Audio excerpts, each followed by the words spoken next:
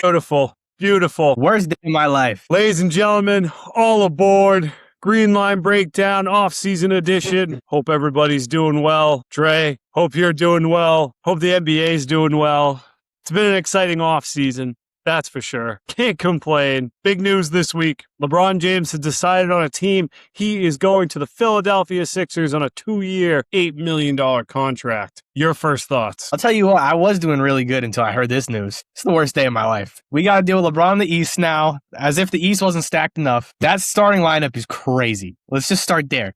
You're going to have Maxey, Edgecombe, Braun, Jaylen Brown, which I know, I'm sorry, and Embiid. Like, what? That's crazy. Embiid's a bum. True. Edgecombe had a good rookie year. He's going to suck. Jaylen Brown is the fourth option on a team he wanted to be the number one on.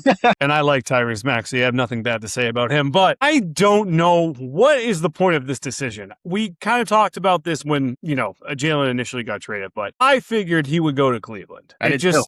It made sense. He was going home. He was finishing with the team. It was a legacy play. They were in a good position to win. That's a team that could have easily, maybe not easily beat the Knicks this year, but they could have put up a fight if they weren't so worried about analytics and bad coaching. Analytically, they're champions right now. They're the 2026 NBA champions right now analytically. But if LeBron goes there, he establishes some veteran presence and borderline an additional coach, which he has been on most teams, to a lot of these younger players and even some of the veteran leadership. So it just seemed like a great fit, convenient to him, and like I said, legacy play.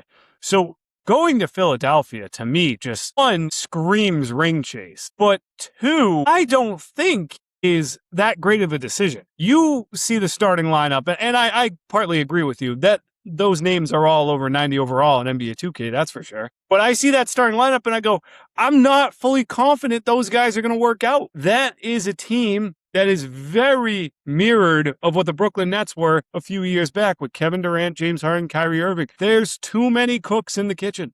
You don't believe that there's going to be a grudge match, a dog fight over a bone between Jaylen Brown, LeBron James, chewing on the same bone, pulling each other's weight to try to get that ball? I'm not even counting Embiid because, like I said, he's barbecue. It's falling straight off the bone at this point. So, and Edgecombe's a rookie.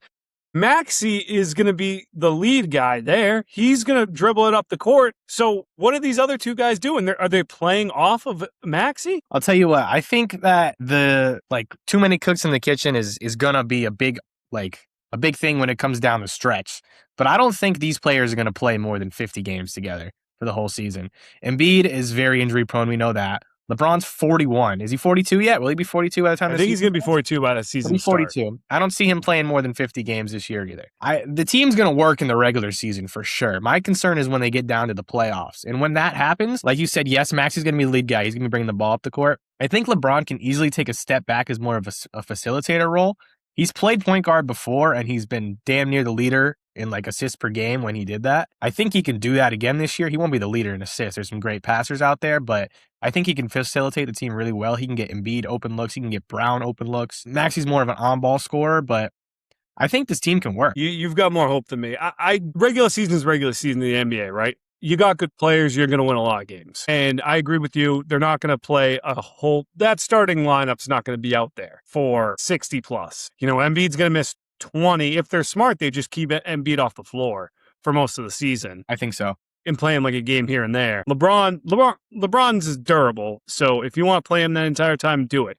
If you don't, you want to rest him in the same way. So you're working off of a big chunk of your games with Maxey, Edgecombe, and Brown, which I agree. Those three guys together are a very competent team, a dominant team. I still think there's going to be some issues. Brown, in the end, is the leading chaotic variable in this equation. The reason he left us is because he wanted so much of the share. And I saw something on Twitter on X, the percentages of all these guys. So Embiid, Maxey, Edgecombe, Brown, and LeBron add up to 140% usage. Yeah. So there's going to be some issues there when they do play together, and they're going to have to play together unless, again, I'm not even considering Embiid part of this problem. I don't think Embiid's going to be anything to this team. He, if he's smart, he stays away, remains healthy, and then becomes really dominant when he has to. But it just is a lot going on. And Brown is going to have a problem with it. I see that now. I saw it before LeBron came, and they have some issues. I think they'll overlook them, and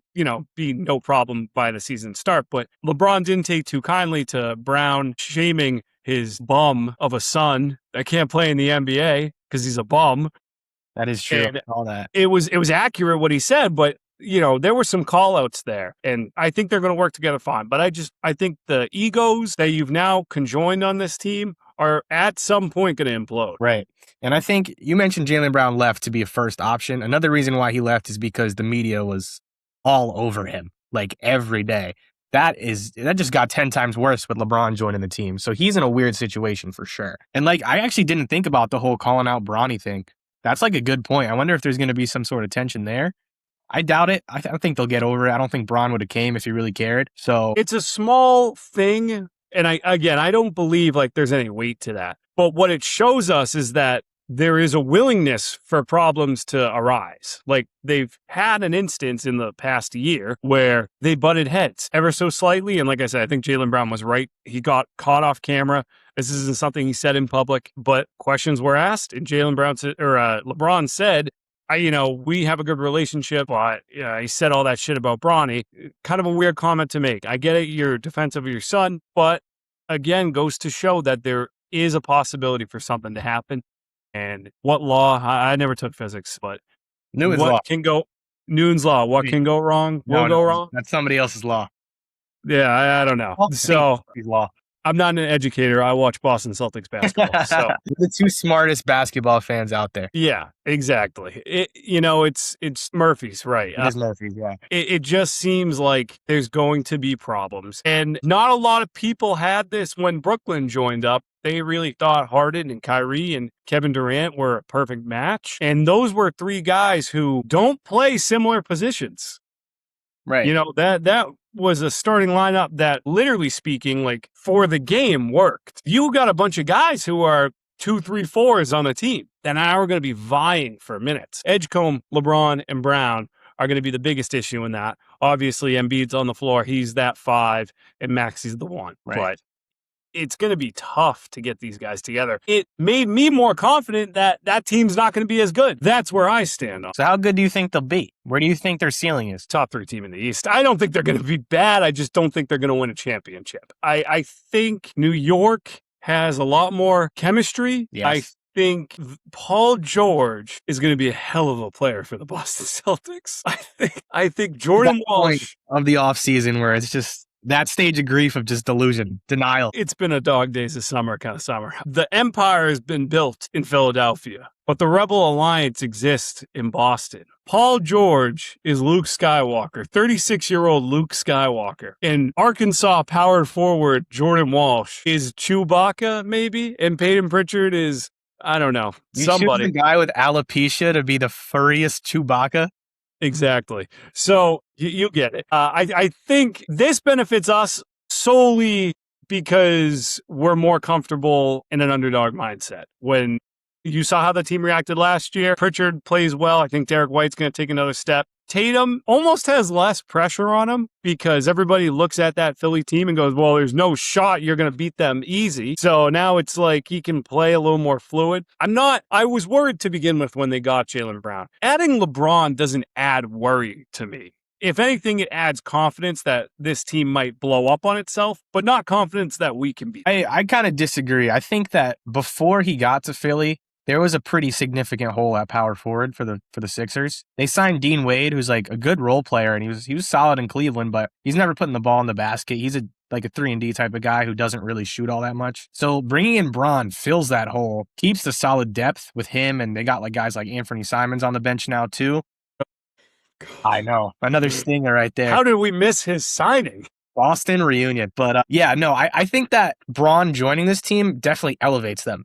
Because not only do they have someone who can be a true pure playmaker to get everybody else open, which I didn't think they had before this, but he also just fills that hole, which was a hole. That's fair. Anthony Simons, you brought up a good point there. That's a high capacity shooter. he's got the ball in his hands a lot and he's taking shots. Obviously, he's going to be in the second lineup, but that's a guy who's going to get high usage when he can. So I don't know. I don't see it working. Again, part of it's delusion. Part of it, you want to see this team blow up. They are the enemies of the East. Yeah. Even New York, you look at New York, and I said this for people going into the finals this year, who you cheering for, the Spurs or the Knicks? And I was cheering for the Knicks because I looked at the Knicks as a team. Yeah, they're rivals of ours, but they built that team to be functional through the draft, through trades. Obviously, with Jalen Brunson, through free agency, and Cat through a trade, like two of your biggest guys are non-draftees.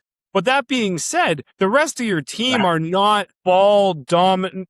They're ball dominant, but they're not like super famous if they weren't on New York.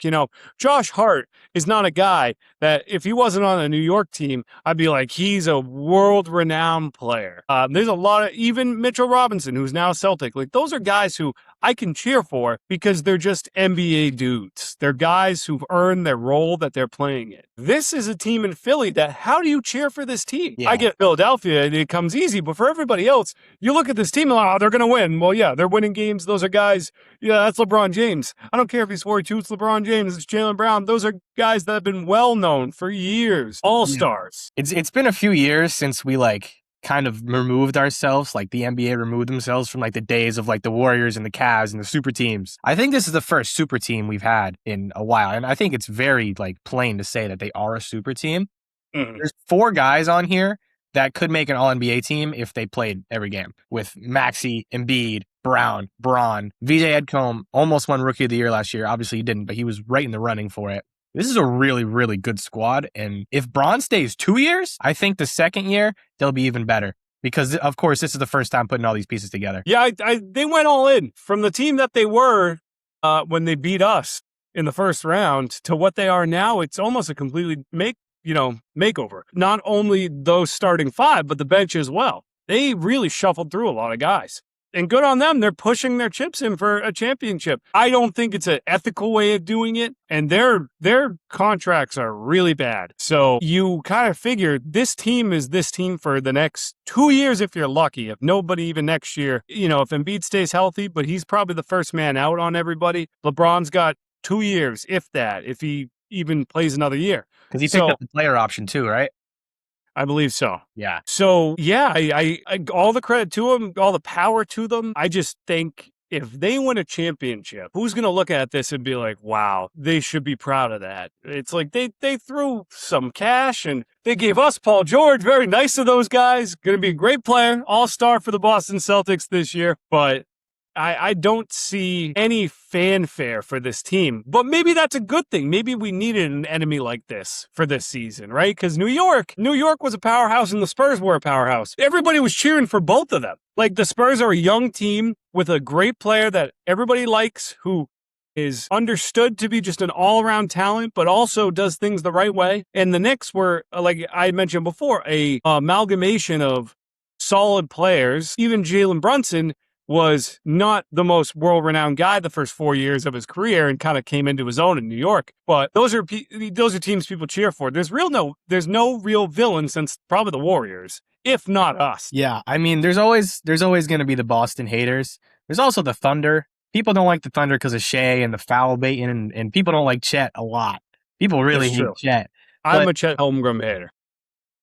I'm right there with you. But I think that this is definitely the first villain in the East we've seen in a long time. I would argue since the LeBron Cavs. And if you weren't rooting for the LeBron Cavs, you were rooting for the Warriors. So it was kind of like villain on villain. If you were a fan of any other team, those were the worst 2 teams in the league in your eyes. But now we've got a clear villain. It's going to make everyone in the East play harder. This East is going to be crazy competitive, by the way. We talked about this last pod about we already thought that the Sixers were going to be pretty solid just getting Brown. Now they get Braun. The Hawks made moves. They went and got Lou Dort. They're going to be better. Obviously, the Pistons are now, Jalen Duren can probably re-sign there. Have to deal with them. Boston's going to be solid as much as, they don't have Brown anymore. They're still going to be good. Let's be honest. I hate to look at that friggin' lineup and, oh, God, I'm sick to my stomach. You think you guys might take a shot at Duren? I don't think he's going to move. Okay. I wish we did. If he's available, if he's legitimately available, we should. But I don't think he is. I think Detroit's going to keep him. Yeah, I think so too.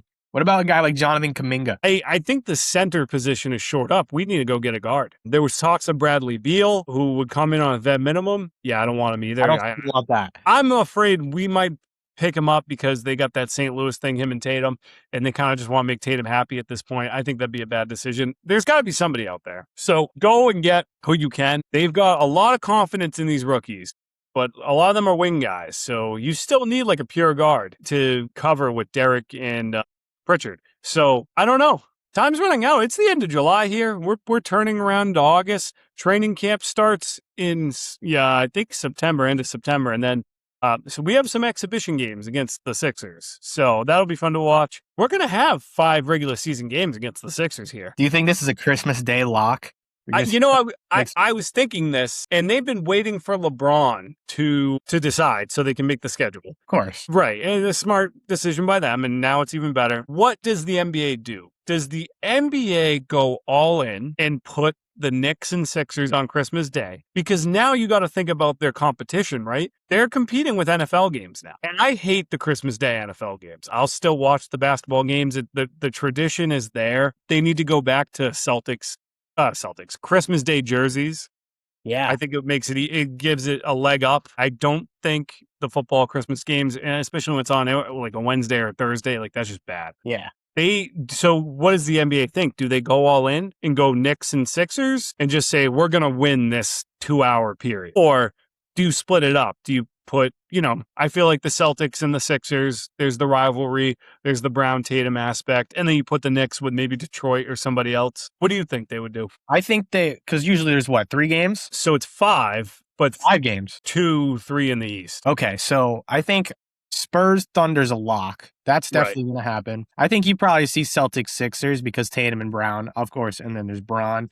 You probably do Knicks Detroit, probably. And then other game in the West, maybe you do the Lakers just because it's the Lakers, and maybe Minnesota. Yeah, Minnesota probably in there. I mean, that last year was the first time the Celtics didn't play in maybe 10 years on Christmas Day. Yeah, I'm not making that number up, but it had been a while. And I think they learned their lesson because the team was pretty confident by the time it got to Christmas. Yeah. And they kind of missed out, and Christmas Day wasn't that great for the NBA. Right. So I wouldn't even mind a Celtics-Detroit matchup. Like, that's still a fairly good game. And I don't know, in all of this, Detroit has really, lost a lot of their popularity for no reason. And that's going to be a good team next year. They're going to be a competitive, hard-hitting team. They were real grinders of the season. And that's why they were number 1. And obviously, Cade had his injury, and that kind of, debanked everything. But they're going to be a solid team. Indiana's going to be there, but I don't think they're going to be good enough for a Christmas Day game this early on. So, yeah, they've been doing 3 games out west more than they've been doing. But this might be the first year where they have a reason to do 3 games in the East. They could put Miami on Christmas, too, to be honest. Maybe. Could do a Celtics-Miami game. I feel we're fitting in there somewhere if we don't do Sixers. But we normally play the Sixers on Christmas Day. Maybe Charlotte, Sacramento. That'd be a heater. All right, we're just making stuff up now, huh? Yeah. Okay. I think we'll definitely see the Celtics with the Sixers. I think we'll see probably the Lakers just off name value. We'll see Spurs, Thunder, maybe Denver, Detroit. Denver and Minnesota is kind of the matchup I envision. Could see that too. They've got a rivalry going on. They play each other in the playoffs every year. Exactly. So they've got some history there. And the NBA has to make moves, though, because, you don't think it's that far out. But by the time the season starts, it's the end of October, and then it's Christmas. So, and Christmas, as I mentioned a lot in this pod last year, is kind of the turning point of the season where NFL's kind of dwindling down, and the NBA players start trying. All of a sudden, as it turns Christmas Day and beyond, it really ramps up. So, because people are trying to make the All-Star team. Exactly. And, here's stats all the time about since January 1st, because that's when people really get their full system. They're done playing around, trying different combinations and stuff out. That's when you have your system locked in, and that's when people really figure out who you are as a team. And that's when people start watching. That's it. Yeah. Because NFL, no competition with the NFL, and it really is the depth of winners. So that's how it's going to turn out. It'd be interesting to see. The schedule should be out fairly soon now. I'm sure the NBA had some basis of what they were going to do, but these NBA, the Celtics Sixers game and series is going to be a hell of a watch. Yeah, we are on paper the worst team, but there's going to be some animosity there. Not only do you have Jaylen Brown, Jason Tatum, now you have LeBron in Philly. Never needed more of a reason to hate that team as a Boston fan. They have been our true rival the past 20 years. Obviously, they're our biggest competition. We saw them in the playoffs all the time. They actually have a playoff series win on us now. So they're going to be exciting watches. I'm definitely excited for those. I hope we don't get swept. That would suck. I don't think you would get swept. I think like you said, there's too many factors on the Sixers, too many pieces. Something can go wrong really easily. I'm interested to see how the coach really pulls that all together, because somebody has to take a step back. Obviously, VJ is going to be the first guy in line to do that. But after that, who's going to be the fourth option? Is it going to be Embiid? It's probably going to be Bron, right?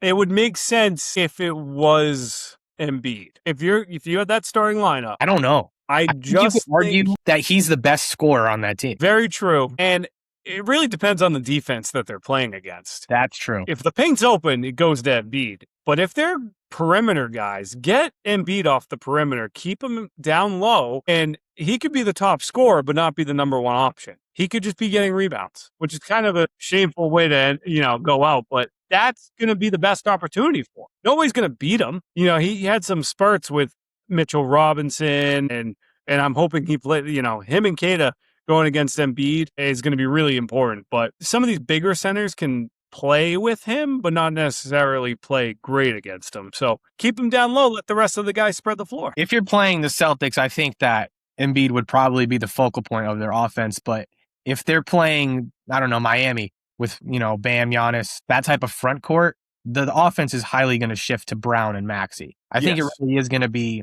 matchup dependent. And, if you get a couple playoff series where maybe Brown isn't highlighted back-to-back series, maybe he gets a little frustrated. I don't know. Maybe we'll see. You want to talk more about Bron himself in this decision? Sure. So where do you think Cleveland would have been a better choice for him, right? It depends what he wanted. If he wanted to just straight up win a championship, this is the right choice, right? This is the best team that he could have went to. I don't think he's winning a chip with Curry, as much as I wanted to see that as a fan. Yeah. I wanted to see him go home, I don't think he would have won a chip in Miami too, because they still don't have a guard. And this is the team where he has the best shot at winning a championship, unless he went to Detroit or something, which was never going to. For sure. I do agree with you. I think Cleveland wasn't as far off. I think if he's on that team, they have a pretty good shot winning the chip. But you're probably right. The Sixers was the best option. But it kind of goes back to the argument of legacy. If he wins, if they win a championship, do you think they're the title contender? I don't think they're the favorite. I think that's still the Spurs. In the East, it's them and the Knicks. For so sure. You think it's still 1-1 there? I think you have to. The way that the Knicks just played, they won in 5 games against the Spurs. I think they have to be the favorites. They did go on a hell of a run, and they also didn't lose anyone but Mitch Robinson. True. They still. I don't think Mitch Robinson was a crazy loss for him. In scenarios, he was, but like you said, situational. So I think that the Knicks are the top of the tier, right? And then I think slightly under them is Philly, because we don't know what that team looks like yet. We don't know if they're going to stay healthy. We don't know how if they're going to mesh. The Knicks have all those answers already. After that, I think that third tier is Detroit, Cleveland, and then I think it gets into the big 8 teams that could do something, could miss the playoffs. It's going to be that type of race. Yeah, I'm always a believer in the competency of the Celtics. We're always going to figure something out. Over the past, since the 90s, we've only had terrible years since the early years of Paul Pierce, and then right as we got rid of Garnett in 2014, 2015. Right. We've had very few bad years. And in a year of last year when we were there's nothing there for us, we still ended up being the second seed. So it always dawns on me that the organization does a lot more work than people realize. I believe in Mazzulla as a coach. I think he's a very good coach. He raises the floor of the rookies and these young guys. For sure. That's to his credit directly. And I think with going with your tiers, right? So you said New York, slightly below that, Philly. Then you got Detroit and Cleveland. I think the Celtics, while lower than Detroit and Cleveland, are probably fitting in right there. Okay. I think it's probably us. Here? Yeah, if Indiana's healthy, we're right there with Indiana. I mean, that they got Zubac. Halliburton comes back in a fairly good state. I'm excited to see Halliburton, man. I really want to see how Halliburton looks this year. Yeah, I know. I'm not too crazy about the videos that I've been seeing where he doesn't look super in shape, and I don't think he put in the same work effort that Tatum did. And Tatum was trying to come back in season, which we all knew. Yeah. But even so, like, you'd think you'd be hearing things like, well, yeah, Halburn heard it 2 weeks later.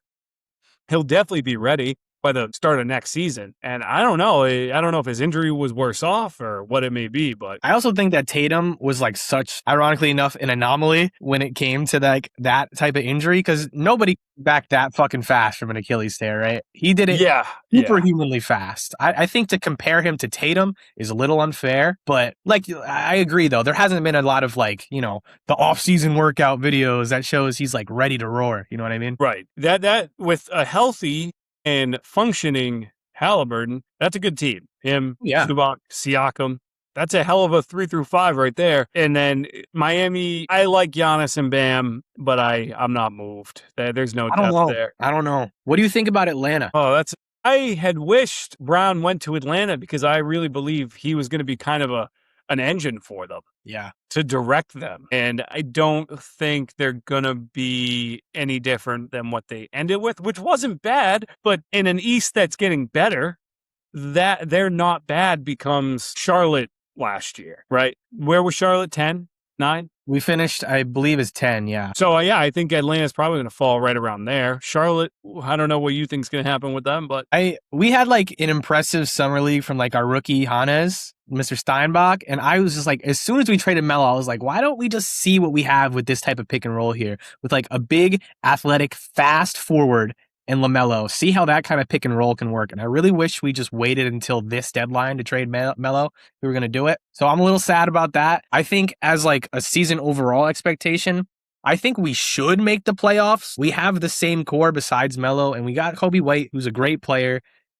Obviously, he's a little bit of a step down, but he's still a good player. It's another year of Knuppel developing. This is the Brandon Miller leap year. Hopefully, it should be. And we've still got guys like Musa. We traded Miles Bridges, but we got Naz Reid. You know what I mean? Naz Reid. I'm a big Naz Reid guy.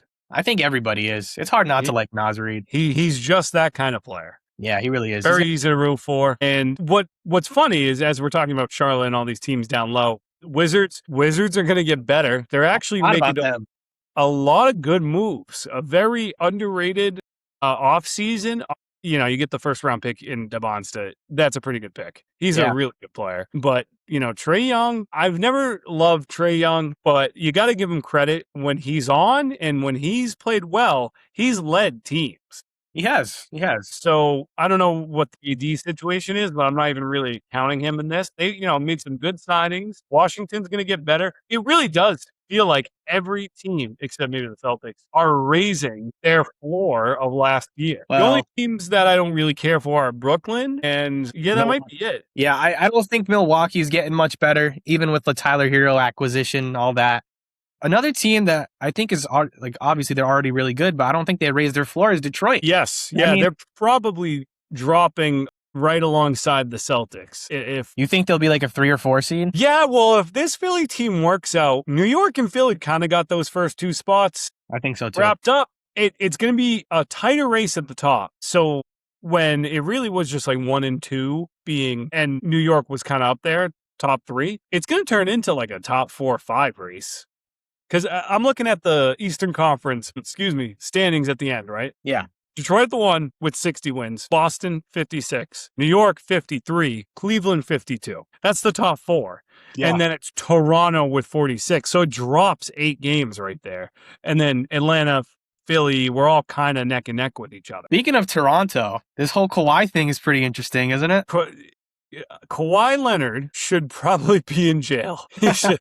I was very animated talking about this last year. The fact that he did not get suspended last season is incredible to me. Why the NBA wasn't immediately on this and investigating, and they might have been, but to allow him to play the entire season, maybe because they weren't doing much. No, it was the Clippers. Nobody cared. Do you believe any truth to this, that he wants to go to Toronto so he can evade the feds? No, I don't think that's why he wants to go back to Toronto. I think he has a good chance of making a run there, like as a player. I think he fits there really well, but I think there has to be some sort of consequence, right? Like something for sure is coming down the road. Something for not only Kawhi, but the Clippers. The Clippers should lose some picks here. Yeah, I agree. Something's going to happen, because if they don't, it just sets this precedent for the rest of the league that it's okay.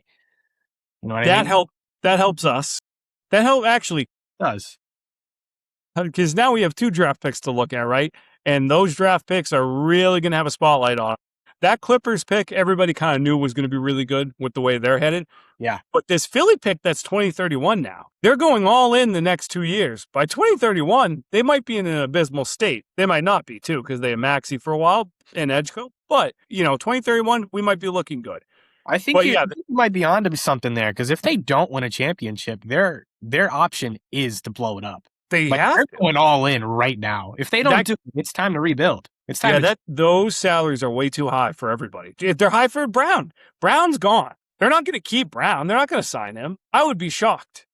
Yeah. He is available for a very, very big contract, even if he doesn't sign a Supermax, which he won't. But that number is very high for a player who at the time will be turning 32, who is I don't want to call him one-dimensional, but, he's only got so many dimensions. Yeah, he's not an all-around player like Tatum, which is why I've always kind of leaned Tatum as the better player. Tatum does a lot more on the floor than Jaylen Brown does. So he's not going to get that money he wants. He's going to leave. And 2031, that's 4 years. That's going to be a pretty good pick, I think. I think so, too. I think you're onto something there. But it's a pretty good pick, 10, and it means nothing to us anyway. That's just kind of the way the NBA draft is. This lottery, who knows, man? This lottery's weird.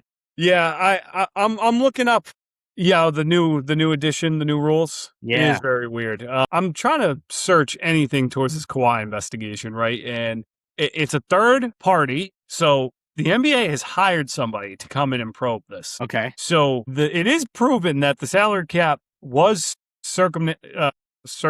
$20 million endorsement deal. So think of that on a Clippers contract. That adds a lot to what Kawhi was making. This guy was taking a shortcut, and everybody thought he was great for it, and which is good because he's not one of the guys you would put a spotlight on just because of his personality. Jalen Brunson did the same thing, and he won a championship, but somebody might want to take a look into him just to see if they kind of went through the same process in New York. Maybe a little easier to hide in New York, but yeah, that company is bankrupt. So what will the league do if proven that the allegations are true? What happens to the Clippers? What happens to Kawhi? Does Kawhi... It's kind of, he's in a weird spot. He's at the end of his career. He really can just walk away. Yeah. So, I mean, he could. The only real loser here is the Clippers. Let's be honest. Because Kawhi could retire and be fine for the rest of his life. And you probably never hear from him again either. Because it's Kawhi. The Raptors are in like a win-lose spot, because if they investigate this and nothing happens, then they just get Kawhi. Like, they get a good trade that everyone thought they won. Right? If they do get a finding, then they can just say no thank you and pin it all on the Clippers, which of course they would do, right? You would never accept this trade if Kawhi gets found guilty of something. So I think the Clippers, they're definitely going to lose at least a pick or two. They'll probably get like maybe a salary cap reduction. Maybe Kawhi gets suspended half a season if he stays, I don't know. Yeah, I almost think maybe the NBA gives him a choice, right? I would say more than half a season. I think that's a full season. It's weird because it's not illegal, right? So you got Miles Bridges going, to jail for reasons, and they have to do their suspension in regards to that. But this isn't a legal thing that warrants jail time or a state fine, right? But it is a very high priority league rule to stay within the salary cap, especially with the aprons. Yeah. So even more so now than it was 10 years ago. So it's almost along the same lines as gambling to me, which how much intensity the league should be treating this. But at the same time, it's still not like a crime, right? It's league related, but it's almost the highest form of league related infractions. So I think it needs to be heavy because I'm sure it's happened before, and the league needs to step in and make sure it never happens again. Yeah. And the only way you do that is by, putting the hammer down here. And does the league give him an option and say, look, we can suspend you for a year and you can just retire? Because he's getting to that point. I don't think, what does his contract look like now? Well, he's making good money, but he's also like 35? He's getting up there. And he's not a player that has LeBron's longevity, of course. They're talking about LeBron. Yeah, so Kawhi's current contract is a 3-year, $150 million extension that puts him through... I guess this is a 1 year. So this would be his last year on this contract. Okay. So that's a $50 million contract. So he was getting $50 million a year, and he literally was getting another $10 million on top of that. So he was making Jaylen Brown money. Yeah, he was. And yeah, that's a lot. I mean, that would have Kawhi's the only guy on that team, so it's not like they would have been really near the cap at all. Or maybe they were with Zubair. I don't know what their team was set up to be. But that is a number that looks ugly on paper. So for them to lower it the way they did, I think they need to hit them hard. I think Clippers need to lose a draft pick. I think they, like you had suggested, maybe hard cap them, and Kawhi needs to probably get a full suspension, possibly a fine, possibly early retirement. Yeah. Does he even go? Say nothing happens. He plays this 1 year. Does he sign an extension, or you think he's done? I think he would sign an extension with the Raptors, yeah.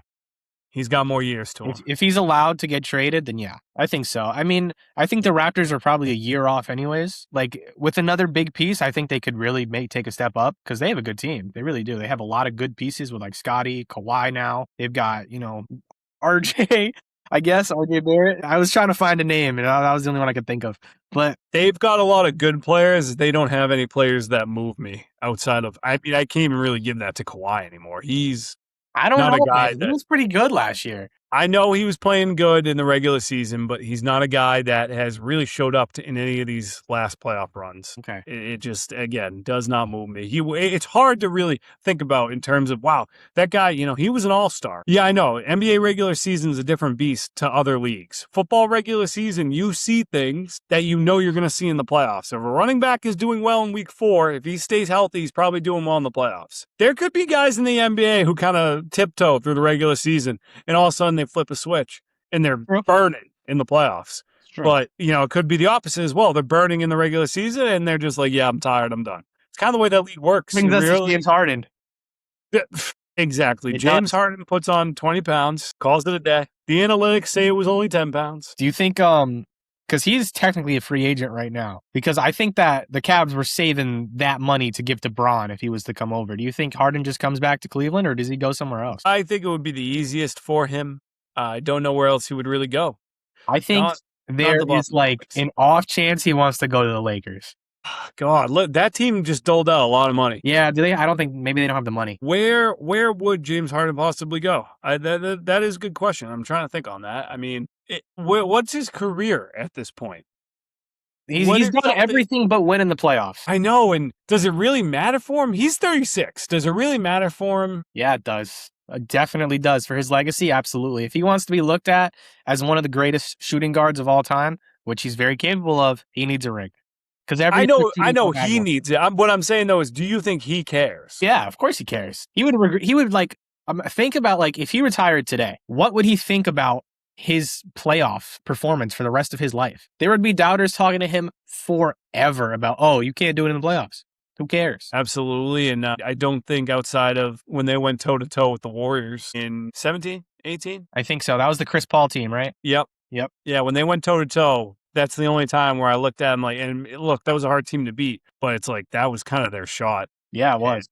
Couldn't really get it done. Didn't they miss like 28 straight threes or something?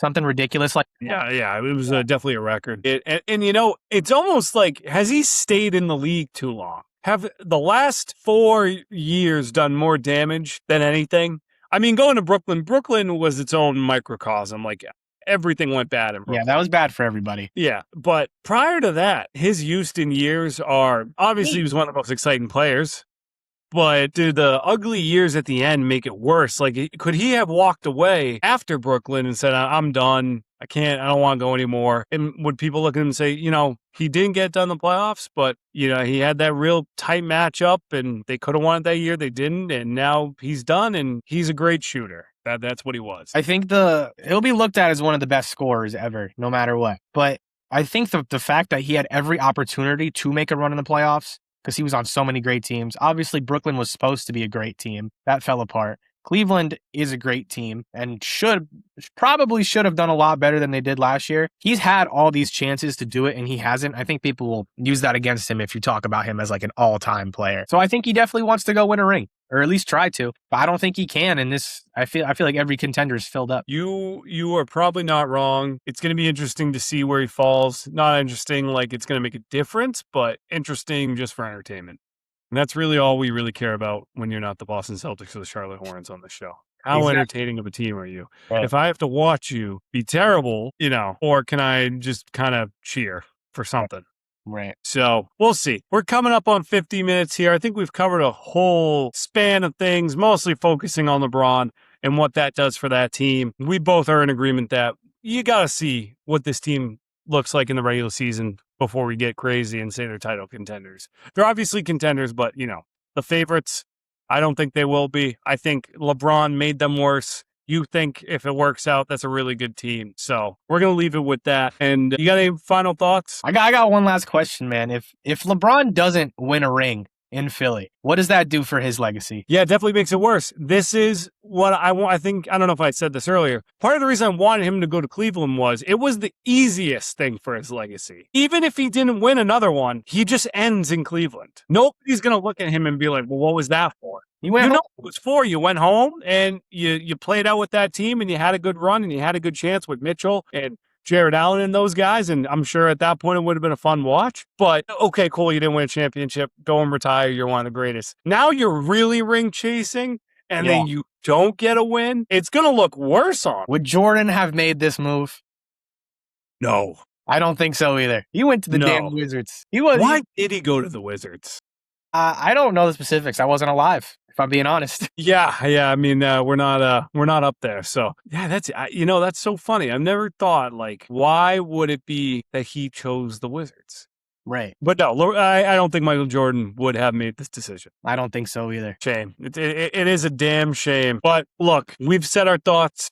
I think that's a good place to leave it. One more time for the people in the back. Let the song play, Dave. Season's coming right around the corner. Green Line Breakdown. You guys have a fun summer, and we'll see you very soon. See you next time.